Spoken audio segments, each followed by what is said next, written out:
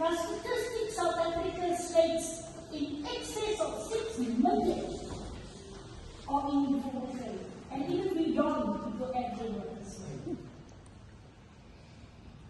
For me, as a leader in the sector, I need the tools to get to them.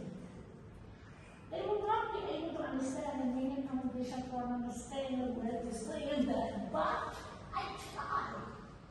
But for me to bring that mass on board to what we want for them, I need the tools. I need the tools to go to every province, to every district, to every ward council where my ladies are.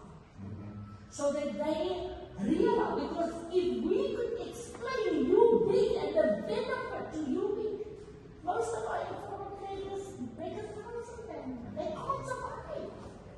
The poverty is growing and growing, and they do complain to us.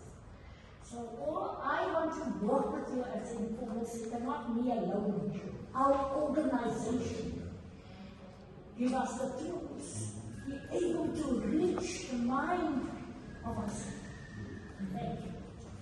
Comrade Rashida and Comrade Mark, it's an honor to have you. You are veterans and seniors, and again, the inspiration is two ways. It's also your example and what you've done with your lives as another generation is important for us. So, please keep that in mind. Just a very quick point. I mean, yes, I think your appeal is falling on very positive ground. I mean, this point about solidarity as part of the ethics of care, this is it. We've worked together, we've got lots more to do. And I think as this year, for example, we go towards Parliament around the People's Food Sovereignty Act. We've now had dialogues in 3 provinces, we're going to have dialogues in the Eastern Cape. We're going to have an assembly probably in July, online, to share the draft People's Food Sovereignty Act. It will be very, very important that this goes down to informal traders. We're talking about the triple transition of the food system in the People's Food Sovereignty Act.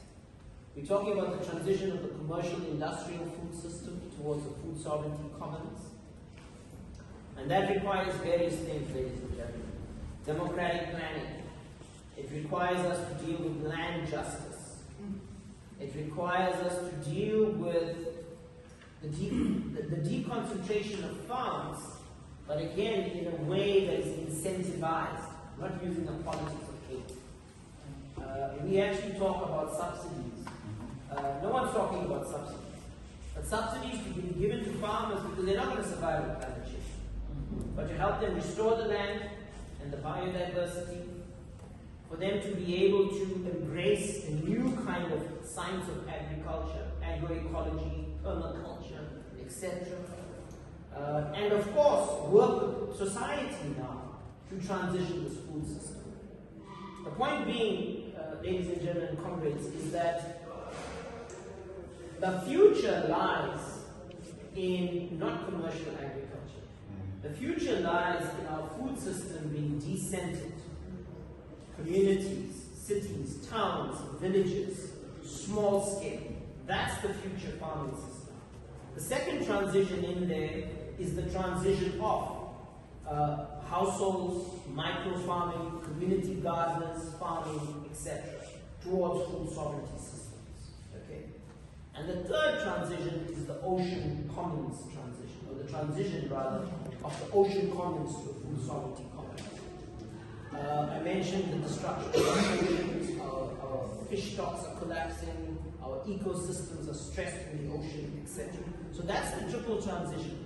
And informal traders are central to the food sovereignty system, as you know, contribution. And so it would be wonderful if on October 16th, World Food Day, we're calling for a national day of action across the country when we go to Parliament. That we go with the thousands of small-scale traders, informal traders, small-scale farmers, gardeners, you name it. In this city, We want to go to the city of Cape Town to echo what PHA has been doing, actually. Fighting to defend the water commons, fighting to defend the little pieces of land that we need for food production in our urban areas and so on. We'll be going to the city of Cape Town, and we will be going to national parliament. We will also be going to local governments in different parts of the country. So we will strategize with you. And again, we will share all the food sovereignty tools. We have animations, we have activist guides, etc. We're planning on having a few activist schools this year. So again, we'll reach out to you. The labor movement as well, we're going to reach out to you probably. So, and hopefully you will come. I think this is the thing. It's time now for us to have this active cooperation and solidarity. Active.